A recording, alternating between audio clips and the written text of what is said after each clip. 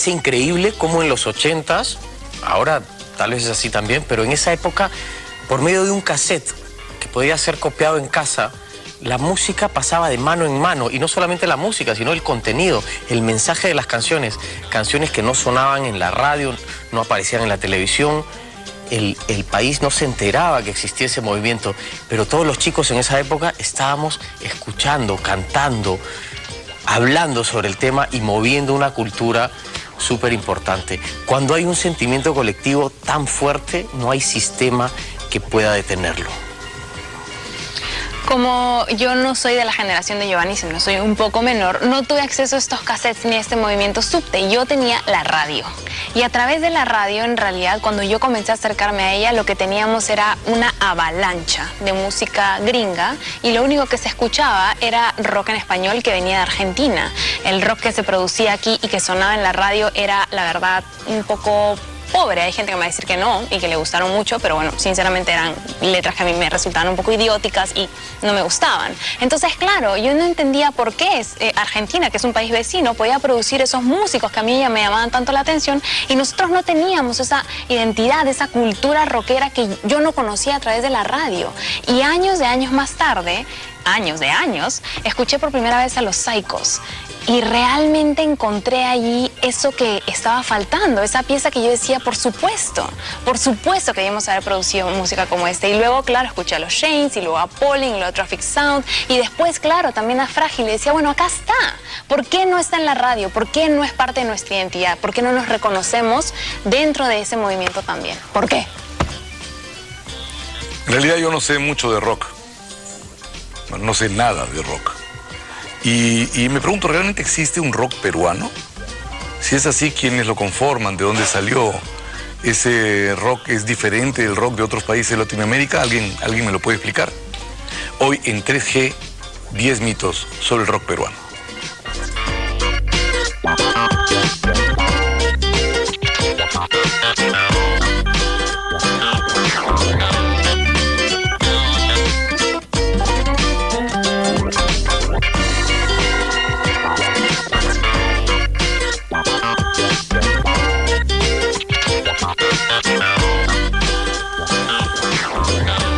La música forma parte de la cultura de cada país, y en el Perú hemos tenido rock, mucho rock. ¿Es eso verdad o un mito? ¿Es cierto que la prohibición que hizo Velasco limitó la posibilidad de que nos desarrolláramos como una de las grandes potencias de rock en América Latina? ¿Verdad o mito? ¿Qué tan cierto es que la calidad de nuestros artistas era la mejor de Latinoamérica y que no se pudo desarrollar como era debido? ¿Verdad o mito? Hoy en 3G, 10 mitos sobre el rock peruano. Nos acompañan Juan Carlos Barrera, quien no comparte la idea de asociar al priori al rockero con las drogas ni etiquetarlo como antisocial.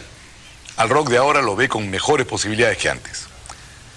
Carlos Torres Rotondo hace pocos meses publicó el libro de Moler sobre rock de los 60s y se acabó el show sobre rock de los 80s.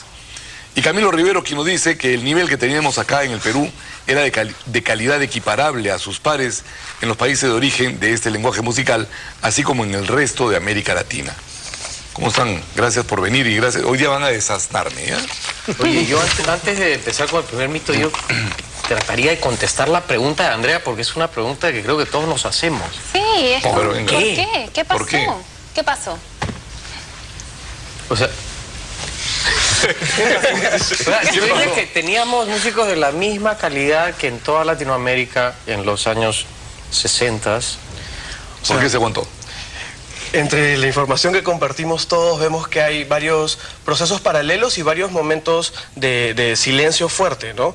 Tanto desde el 75 al 83 como entre el 92 y el 94, ¿no? Son momentos en donde dejamos de tener una producción, pero por varias razones simultáneas, ¿no? Hay un cambio de percepción hacia el rock, y por un lado nos ha llegado como parte de la exportación de las industrias culturales globales, ¿no? Entonces, obviamente, lo que nos llega como moda, como moda pasa, pero se quedan semillas ahí. A su vez, la opinión pública cambia un poco de percepción ahí, ¿no? Podemos tener gente de que al tener cierta resistencia hacia el discurso de Velasco, cuando viene un rock en español, dice, hey, esto es parte de la castellanización de todo, ¿no? O también podemos tener gente que dice, desde el otro extremo, hey, esto es un símbolo del imperialismo, ¿no? Y a su vez, generacionalmente, pues la gente llega un momento en donde tiene que decidir si formar familia o no. Entonces hay muchos factores que confluyen, además de la política oficial, además de los problemas del petróleo, o sea, hay muchas cosas que hacen que el rock en ese momento ya no pueda continuar como lenguaje, pero las semillas quedan. Pero dictaduras, malas situaciones han habido en todas partes. En Argentina han sobrevivido a situaciones espantosas. Sí, eso es lo que quería decir. Muchas veces se dice que el rock peruano, o bueno, el rock hecho en el Perú, yo estoy un poco en duda de que el rock peruano exista. Es decir, tendría que haber un sonido distintivo del rock peruano frente, por ejemplo, al rock de California o el rock inglés, que sí tiene un sonido distintivo. Entonces, ¿qué sería para dar caso al rock peruano? El rock de fusión, yo me hago la pregunta, ¿no? Yo creo que tal vez provisionalmente, claro, provisionalmente podríamos hablar de rock hecho en el Perú. Rock hecho en el Perú. Pero rock peruano, en todo caso está en proceso de formación. Vamos a indagar los orígenes, vamos a soltar. Sí quería decir algo. Yo lo que quería decir es que en realidad lo que había es mucha actividad de rock. Ya. O sea, no necesariamente un rock peruano, pero sí mucha actividad de rock. Y hoy, a raíz de la invitación de ustedes, estaba pensando cuánto tiempo tengo metido en eso. Tengo 50 años metido en esto. En el 62 me regalan mi primera guitarra eléctrica. Pero éramos chicos de colegio los que hacíamos rock. Que hemos ido creciendo un poco escuchando lo que venía de acá, de allá. Y había una actividad que no hay ahora. O sea, hace un momento me preguntaban, y había tanta gente como en otros movimientos. Sí, había un montón de gente. Y viajábamos a provincia, he conocido todo el Perú tocando rock. Vamos a ver entonces, comencemos un poquito antes de ese año 62 que tú nos cuentas. Vamos a los 50. Primer mito. ¿Es cierto que en los 50 todas las agrupaciones peruanas se dedicaban a hacer covers de bandas extranjeras? No. ¿No? ¿No es cierto? ¿Es un mito? No, es que lo que pasa es que en los 50 eran muy pocos grupos. O sea, el rock llega al Perú. Mira, la primera vez que se escucha rock fue el 28 de agosto de 1955. A ver. En el avant premier de La Jungla de Asfalto. ¿Ya? Recién las primeras grabaciones de rock salen en enero de 1957. Ya se estaban yendo los 50. Exactamente. Claro. Y de ahí viene la nueva ola. Claro. Entonces es más o menos por tu época, cuando recién empieza a salir ya como algo mayor, digamos. Pero sí hay un fuerte movimiento de intérpretes en inglés. Después, en los 60s, incluso en los 80s, había muchas bandas que cantaban en inglés y muchos covers. Sí ha habido mucho de eso, ¿no? Acá tenemos en el año 57, los Millonarios de Jazz lanzaron su primer mini long play con la canción Rock With Us. ¿Conoces? Sí, claro. Y ese mismo mes, o al menos ese mismo verano, sacó también Eugenio Molina y sus Rock and Rollers, ¿no? Junto a Mike Oliver, seudónimo de Miguel Olivera. Artístico, así como lo oyen, el L peruano, sacaron también una serie de 45. Y se llamaba Mike Oliver, o sea, esta tendencia del inglés era importante para marcar el rock. El rock todavía no se podía castellanizar. No, pero en la época 6-5, en la época en la que salen los Shanes, en la que salen los Psychos, más o menos que sí cantan en castellano. Sí, claro. El primer disco de los Shanes es en castellano. Es un poco por el 6-7, 6-6. O sea, es todavía la década empieza así, ¿no? Un poco la mecánica del momento era esa, o sea, qué cosa sonaba, qué cosa venía sonando en otras partes y acá lo hacíamos en castellano. ¿Sí? ¿Así? Sí, bastante así. O sea, casi todos usábamos ese formato de repetir lo que venía en inglés, lo hacíamos acá en castellano. Y las letras a veces salían bien y a veces salían también algunas... Yo me preguntaba si tal vez la ausencia de temas propios y tal vez el cantar en inglés nos alejaba de coger una identidad. Me preguntaba eso. Hay un proceso donde tienes las bases de lo que ocurre ahora también, ¿no? Hay una gran cantidad de gente que toca covers y hay gente que comienza a experimentar con versiones propias y comenzar a producir material propio, pero son contados. ¿Quiénes? O sea, puedes tener Yorks, Psychos. Incluso Willy Sandoval, el guitarrista rítmico de los Belkins, nos contaba eso, ¿no? Incorporaba esas dos bandas, se mencionaba a los Belkins también como una de las bandas, pues, instrumentales de mayor renombre a nivel internacional, y saltaba ahí generacionalmente y se iba a El Polen, Traffic Sound. Estamos hablando, pero ya te saltaste todos los 60s. Claro. Los 50, o sea, ese periodo... Es que justamente, recién el 65, como decía Carlos, tienes a las bandas peruanas del 55 la segunda mitad al 65. Yeah. No necesariamente, mira, más o menos por el 6263, mira, 6263 sale, digamos, los primeros balbuceos, los Astoria Twisters, los Sunsets, claro. A partir de ahí, de los Sunsets salen los Shanes, claro. Justamente, ¿no? Y en el 64, me parece que es en enero del 64 sale el primer LP de rock hecho en el Perú, que es el LP de los Incas Modernos. Y ahí hay una versión instrumental del Carnavalito en versión rockera. Entonces, ahí ya estamos viendo, digamos, un cambio. Ahí hay un salto importante. Una blasfemia para algunos. Y al año siguiente salen los Psychos, que son puros temas. Era lo que te decía. ¿Eso no sería el inicio del rock peruano? ¿Una fusión? Es una de las líneas. Es una de las líneas. Es una de las líneas, pero claro, ¿no? Para tal caso... Pero entonces, es una cosa bien aislada, ¿no? Yo diría que es bien aislado. Igual que la fusión en el Agustino ahorita, o sea, es más o menos se mantiene una relación estructural de ahí proporcional. a la Sarita estamos... Claro, o sea, sería el antecedente más lejano, ¿no? Tal vez esa es nuestra identidad. Pero entonces el rock, entre comillas, peruano, ¿sería solamente el rock de fusión? Era lo que yo te iba a preguntar. A mí se me queda corto. Claro. ¿Sabes? Era la misma pregunta que tú, Carlos, hasta que leí las declaraciones de Matute en el último libro, donde él dice, Ataque Frontal no suena exactamente igual que una banda de hardcore de otros países en ese mismo momento. Entonces es como que generacionalmente hay gente que tiene insumos para producir algo propio. Y esa escuela, por ejemplo, de Ataque Frontal, uno puede ver cómo impacta esa escucha de bandas peruanas en bandas argentinas, por ejemplo, como Fan People.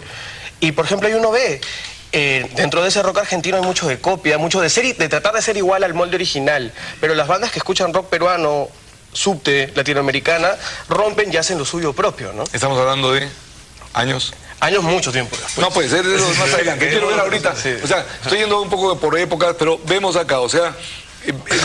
había todavía cuestiones incipientes, pero no podemos decir que todavía había un rock. A lo mejor había alguna semilla. En los años 60, la escena rockera, este es el segundo mito, la escena rockera peruana era la más movida de Latinoamérica. ¿Qué tan cierto es eso?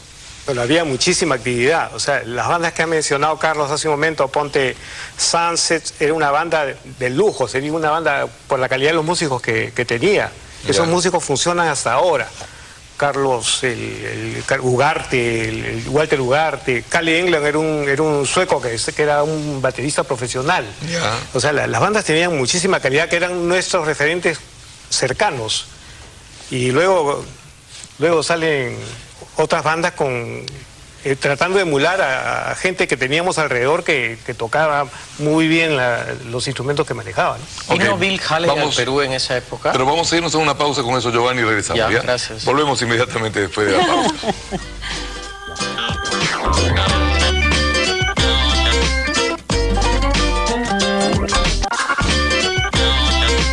Estamos en 3G hablando de los 10 mitos del rock en el Perú y habíamos soltado el mito sobre la escena rockera peruana en los 60s como la escena más movida de Latinoamérica y aparentemente había mucho movimiento, ¿verdad? Muchísimo, o sea, habían bandas de rock en todos los barrios y había mucha actividad, había un fenómeno que no creo que no se ha visto en otros lados, como era el espacio de las matinales, que las matinales era no solamente era tocar los días domingos, las matinales era que las radios tocaban la música que se producía acá y luego pues ahí tenían participación las bandas que salíamos en la televisión, las bandas que grabábamos discos, y eso se promovía en la radio porque quien manejaba eso eran los disjockeys. Eso era un fenómeno extraño. Pero hay algo que a mí me llama la atención siempre en las matinales, me suena a un evento un poquito como inocente, ¿no? Como de kermés, escolar, ¿no? Era colegial. A diferencia de otro tipo de movimientos que tienen que ver con el rock en su expresión más rebelde, ¿no? Esto era como muy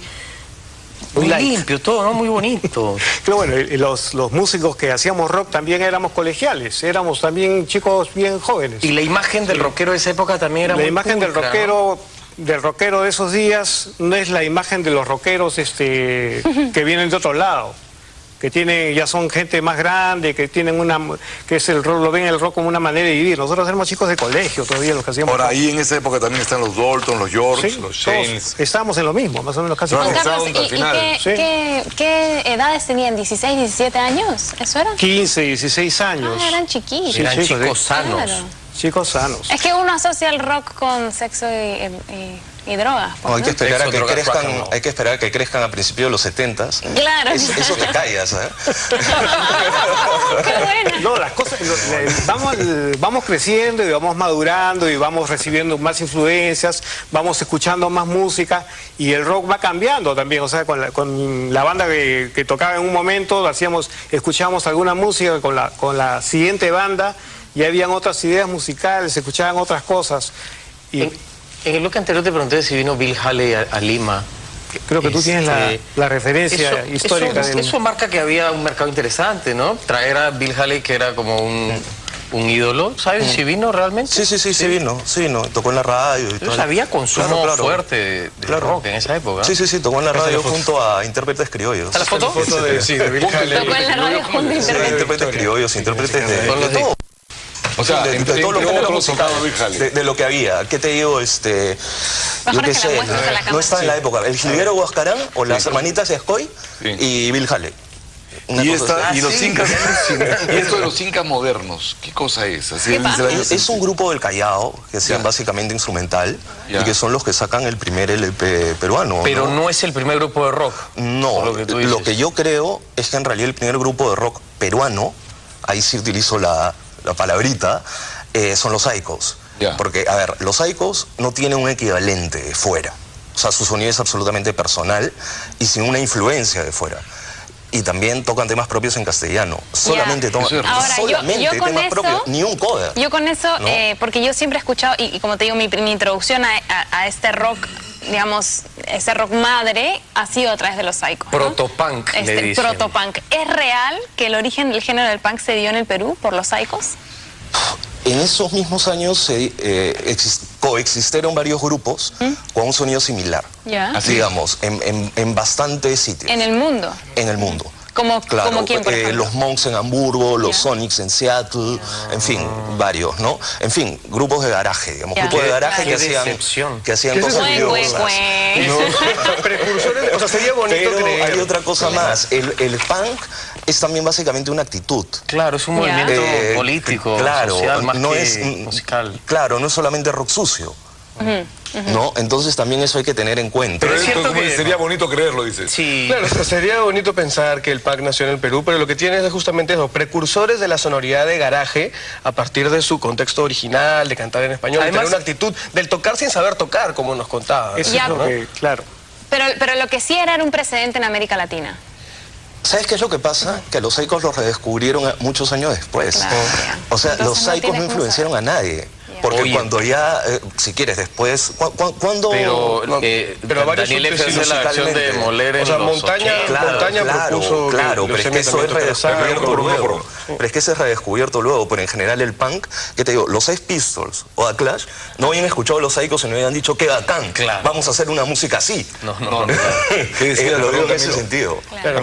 Incluso, bueno, y completando eso, incluso cuando a Iggy Pop se le comentó, realmente tú has escuchado a los Yorks y a los Psychos, y él dijo que no. O sea, y ahí se tumbó un poco el mito de que lo había escuchado, aunque otra gente dice de que el vecino de Iggy Pop, que era peruano, escuchaba con él.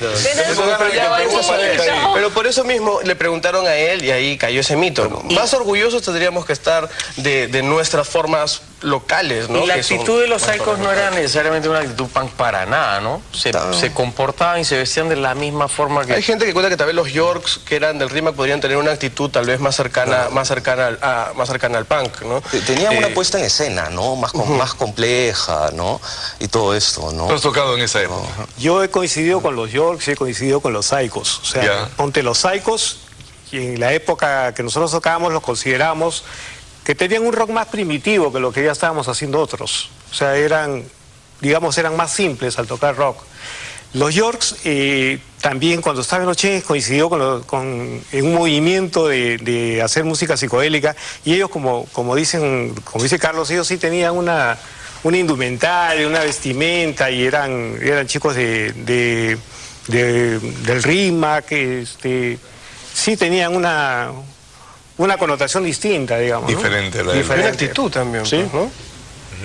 El frenético Pablo Luna. Voy a lanzar otro mito, que ya lo hemos planteado más o menos. Se dice que en la época de Velasco hubo un vacío musical. ¿Es eso cierto? De ser así, ¿por qué ocurrió? Pero nos vamos a una pausa y volvemos para revelar el mito. Venimos.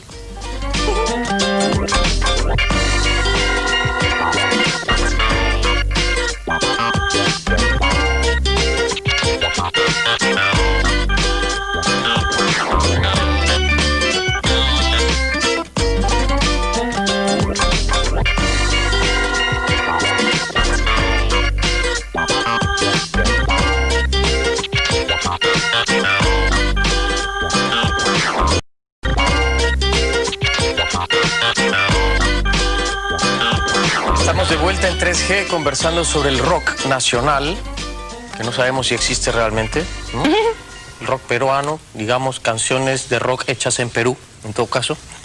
Y en el año 1969 Velasco prohibió las matinales en los cines por considerar que el rock era una tendencia cultural extranjerizante y alienante. Eso no es un mito. Pero ¿qué tanto nos afectó eso? ¿Qué tanto te afectó a ti? A mí me afectó en el bolsillo. Claro. Éramos muy activos, teníamos espacios de lo que comenté antes, las matinales, que había todo un movimiento alrededor de eso. Había difusión radial, se grababan los discos, se hacía televisión, hacíamos giras, íbamos a Arequipa, Trujillo, Chiclayo, etc. Como me dijiste fuera del programa, ganaban como gente grande. Ganábamos como gente grande. En lo personal, pasarme a trabajar formalmente fue retroceder económicamente, porque no ganaba lo que ganaba tocando en la época Ahí del rock. hay cierta mutilación de algo emergente, ¿no? Algo que estaba desarrollándose. No, y aparte imagínate, o sea, considerar el hecho de que trabajar formalmente era ganar menos que trabajar como músico, exacto, es algo impensable, sí, ¿no? Estrellas del O rock. sea, Ahora, claro. 10 años. sin embargo, tú tocaste frente a Velasco. Toqué frente a Velasco. ¿Cómo fue esa historia? De una manera casual, o sea, habíamos ido a tocar con la banda que en esa época era Richie Selon, Gerardo Manuel, mi hermano Charlie el Osito, al Casino de Ancón, a una tocada que era de 10:30 a 12 de la noche o 12:30. Ese era tardísimo. Y luego había que trasladarse hasta Ancón y luego venir de Ancón. Entonces, terminando la tocada, Gerardo me dice, ¿sabes que hay unos señores de pelito corto que quieren contratarnos? No, hermano, dile que no. Pero de repente, pues ya estamos acá, me dice. No, hermano, son cansadísimos, ni hablar. Entonces los señores insistían, pues hasta que le digo, mira, si nos pagan tanto, que era el doble de lo que acostumbrábamos a ganar, Un huevo de plata. ya pues. Entonces Gerardo va a hacer la gestión, dice que sí. Y fuimos y terminamos en la casa de un señor que era el presidente de un banco de fomento de la época.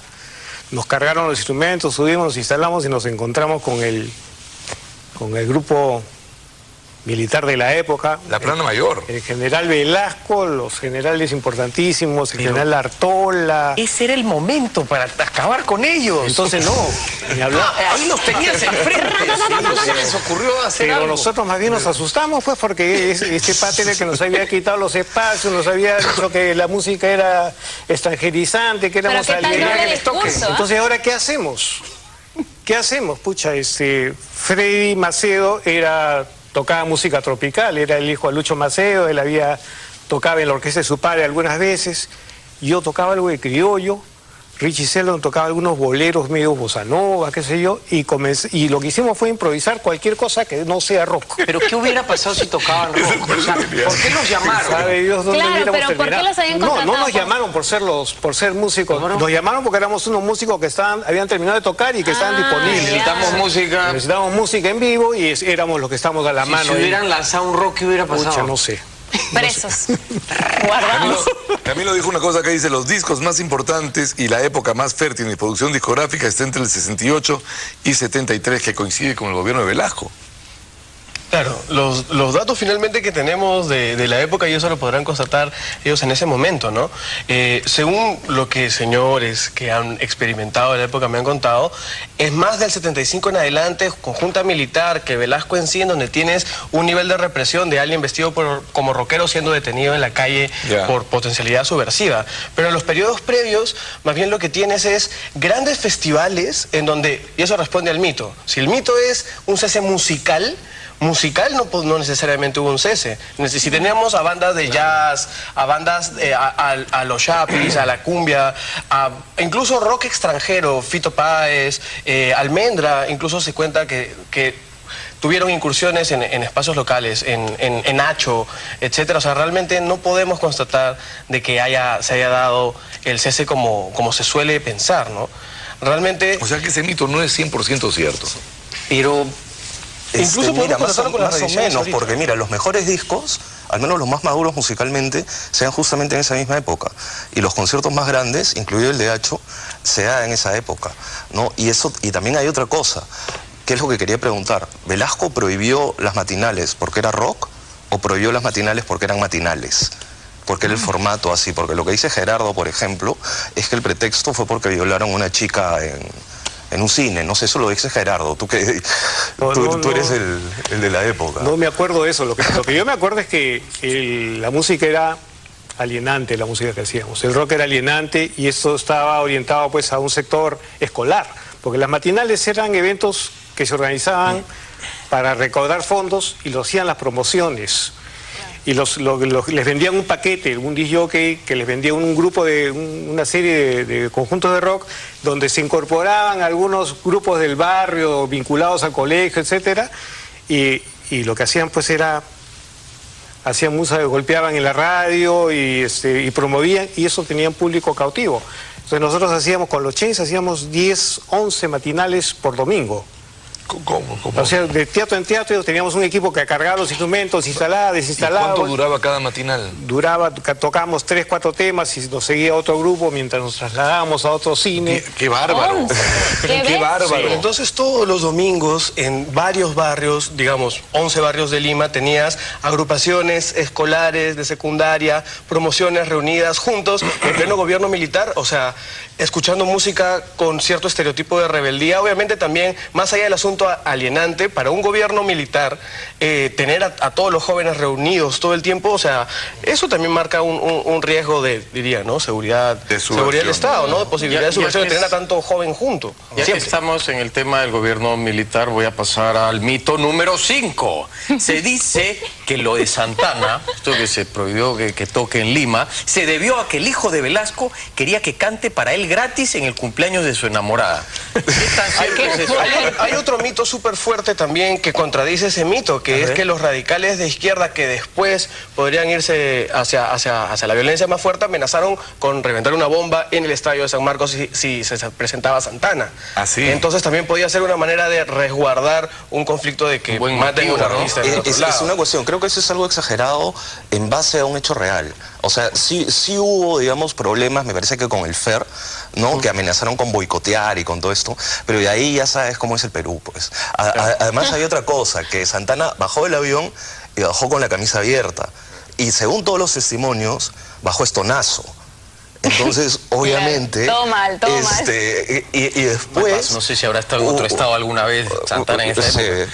Y luego, al parecer, estuvo en una juerga de un par de días en Santa María, creo, no sé, en un balneario, donde también se tejieron un montón de mitos, ¿no? Que las hijas de la burguesía nacional y que no sé qué. Y mejor no digo más. O sea, pero son mitos, pues. Era la encarnación del demonio. El loco Keklin, pues, que andaba con Santana. Claro, Keklin, que era un chico en esa época. Claro, él recibió a Santana. Él recibió a Santana y fue el gestor de la traída de Santana. La traída de Santana nos contó acá, sí, claro, ¿te acuerdas? Compré mi entrada para ir a ver a Santana. Yo también. Y tú que no le entrabas mucho al tema, pero ¿no? Santana sí lo hubiera escuchado de todas maneras. Tonazo. Claro. Como en la época. El otro mito, Gianfranco. Mito número... 7, no, sí, ¿cuál mito es? 6. Mito número 6. Es un mito raro, ¿no? No, el mito es así. Dicen, cuando vino Mick Jagger acá al Perú, se fue, en una de las visitas, se fue al Hotel Bolívar y dice que lo votaron por estar mal vestido. ¿Es verdad eso? Nos vamos a una pausa con ese mito, nos vamos a una pausa y descubriremos después si realmente votaron a Mick Jagger del Hotel Bolívar por estar mal vestido. Ya volvemos.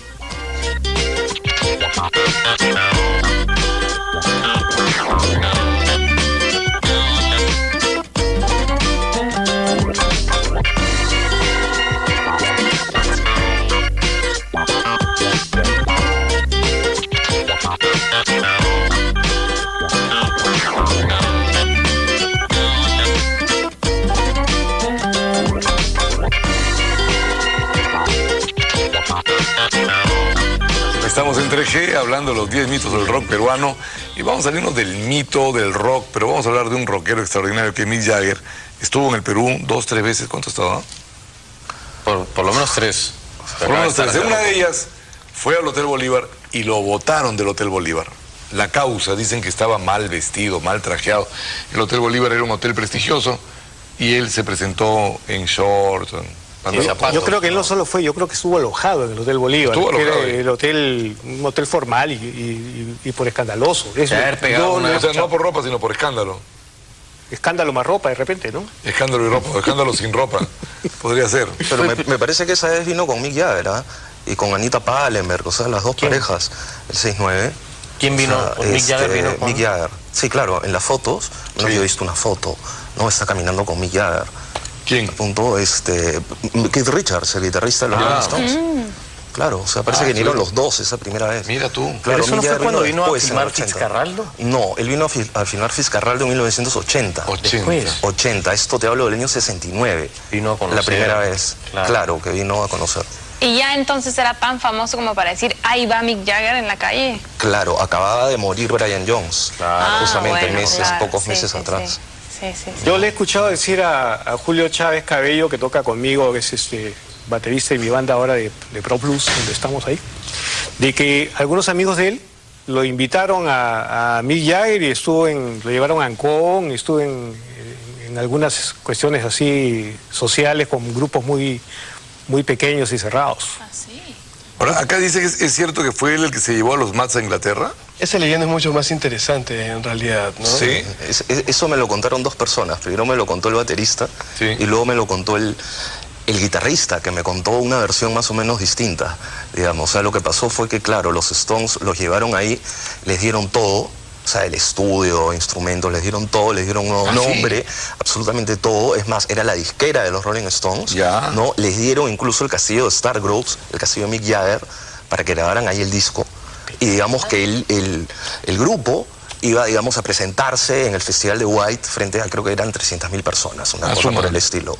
Claro. Según el baterista, lo que se vio era que no se ubicaron. O sea, que, ¿qué te digo? Está tocado un grupo. Ya, la siguiente son ustedes. Uno se iba. Entonces los llamaban y no estaba uno. ¿Qué? Entonces ya, van para otro. No había celular. Claro. Bueno, ya, ese es el primer mito. El guitarrista y el bajista me dijeron en cambio que fue porque había overbooking. Digamos que habían contratado un montón de gente y que eso no. Pero es más bonita la primera versión. La primera es bonita. Pero da más cólera. Da más cólera por eso. Pero claro, pero bien la del peruano, ¿eh? Claro, bien como del peruano de oportunidades perdidas, ¿no? O sea, yo la que he conversado con ellos, porque yo soy de la época de los Mats, pues, ¿no? Eran amigos míos, hemos tocado juntos. Es de que pasó eso, la primera versión. Esa es la que ellos manejan. ¿Dónde está?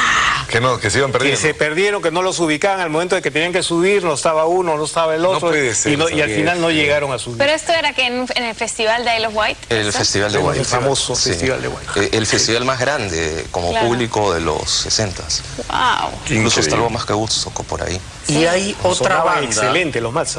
Los Mats era una bandaza acá que animaba las fiestas del Galaxy, el Tiffany, era un bandón. Que quedó inédito. Lo mejor de lo mejor. Que no hay ningún registro. Yo tengo demos. Pero y por ahí un concierto, pero fragmentos de un concierto. O sea, no, es que es estupendo. O sea, lo raro es que todos son covers, pero absolutamente distintos al original. Pero absolutamente distintos, un sonido totalmente personal. La hubieran hecho linda ya. Tenían todo para. Pero hubieran dicho, oye, perdón, no pude subir, podemos entrar ahora. ¿De qué de ellos ahora? Claro, era lo que iba a preguntar, ¿qué edad tiene esa gente como para juntarlos de nuevo, no? El baterista se ha juntado con Andrés Repcycle, que es justamente con quien suele rescatar y reeditar los vinilos en discos, y van a sacar el disco que nunca salió de los Rats. Es Tito, es el guitarrista. Tito está... Claro, porque por ese acontecimiento no van a haberse desaparecido 40 años, ¿no? Sí, pues es demasiado. Es una buena razón para pelearte con tu banda, que no te encuentres con ellos. Volverle a hablar al que se perdió. A ver, Mito. Número 8. Dale, ten presente. A ver, el rock subterráneo aparece a mediados de los 80s. ¿Es cierto que aparece una nueva forma de rock en el Perú que se negaban a cantar en inglés? ¿Más o menos? Mira, a partir de los 70s, los que vuelven a cantar en inglés son justamente Frágil. Sí, pues. ¿No? O sea, ahora bien, los que sí tienen una política totalmente, vamos a cantar solo temas propios en castellano, así, son un manchón, son los subterráneos. ¿Qué pasó con Daniel F.? Creo que fue en la Concha de Miraflores, que se trepó a este festival y dijo... Nosotros cantamos... Claro, nosotros cantamos en castellano. No como... Claro. Claro. Y fue un... Eso es una anécdota. Claro, fue un linda, parteaguas. O sea, fue el primer concierto de Leucemia, ¿no? Frente a un montón de gente, porque antes tocaban en kermeses, en fiestas particulares, ¿no? Y los invitaron... No, es que no los invitaron, los anunciaron, pero no los invitaron. Entonces ellos subieron, tenían un nuevo guitarrista, no les quisieron prestar guitarra, y se dedicaron pues a insultar al público. Y era un festival de grupos que como Toilet Paper, ¿no? Grupos que hacían también covers en inglés. Claro, Nieve Negra, cosas así. Y se trepó el loco. Él y Leo se pusieron a insultar al público, comenzaron a tocar y la gente armó un podazo. Pero uno de los primeros pods así, masivos públicos, ¿no? O sea, la audiencia se dividió. Vamos, a favor y en contra. Claro. No, una cosa así. Pero los productores les apagaron el equipo. No, los que apagaron el equipo fueron ellos mismos. ¿Sí? Claro, porque cuando bajaron, uno de ellos, junto con otro amigo más, Leo Escoria, agarraron la llave de la luz, la bajaron y se acabó el show. ¡Qué bacán! O sea, eran así unos contestatarios. Giovanni, Mito 9. Mito 9. Los 80s fue la época que sentó las bases, abrió el camino para el rock que vino después en los 90s. ¿Verdad o no?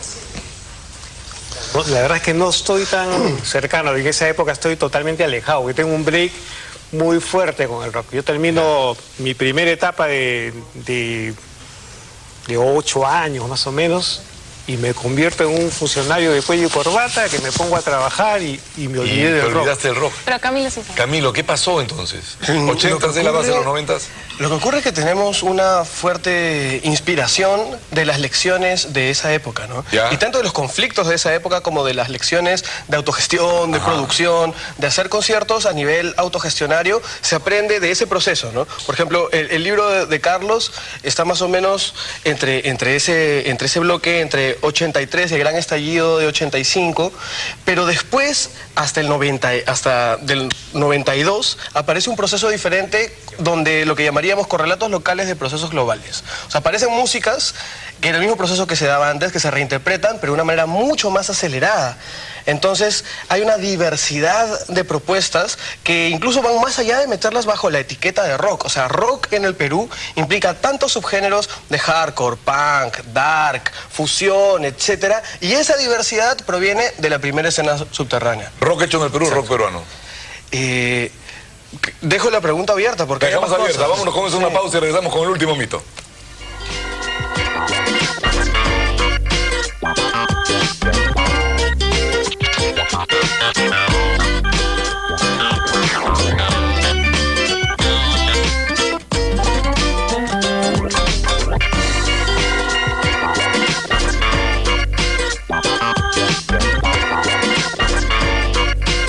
Estamos en 3G hablando de los mitos del rock peruano y vamos al 10º y último mito de hoy día porque se nos acaba el programa. Qué pena.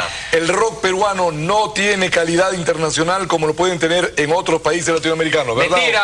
Mentira total. ¿Por qué mentira?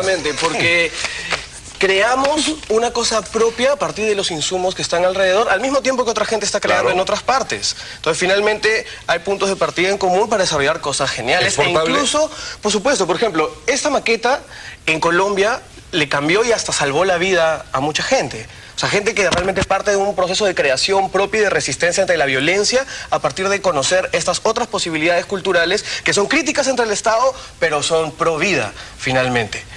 Entonces, esa manera de hacer las cosas ha impactado a bandas alrededor del mundo e incluso, obviamente, aquí también, ¿no? Entonces podemos preguntarnos cuánto hay tradiciones del rock en el Perú y formas propias de hacer rock que se exportan afuera. Yo creo que ese mito solo lo creen los peruanos. Si no, sería imposible cosas como que nuestros amigos de La Ira de Dios regresen en su cuarta gira europea con más de 40 fechas hace un par de meses.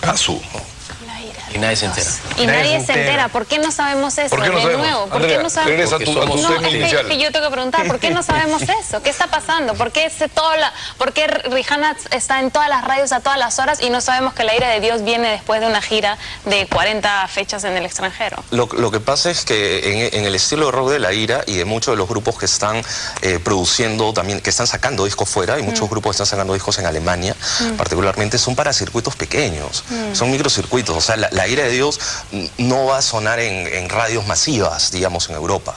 No, claro, pero sí tiene un público pero hay nicho. programas. Pero tiene un público nicho importante. Exactamente, tiene un público nicho. Entonces lo que salen, en general, es para públicos nicho, digamos, pero a nivel mainstream. Pero es incluso más interesante que bandas de comerciales aquí que salen para tocar a las colonias peruanas y no logran entrar a los nichos de sus propios géneros afuera. En cambio, las bandas under aquí sí lo logran, y lo logran desde hace mucho tiempo, ¿no? Nuevamente mencionando Matute y Ataque Frontal, o sea, la cantidad de reediciones que ellos pueden tener, así como las bandas hardcore de ahorita. Si bien puedes tener ese nivel pequeño, hay nichos que son mucho más grandes. Flor de Loto cierra festivales de rock progresivo en Brasil actualmente. Entonces es un problema de autoestima. Es un grupo peruano de rock progresivo que trabaja con sonidos latentes y está sacando cuarto o quinto disco próximamente.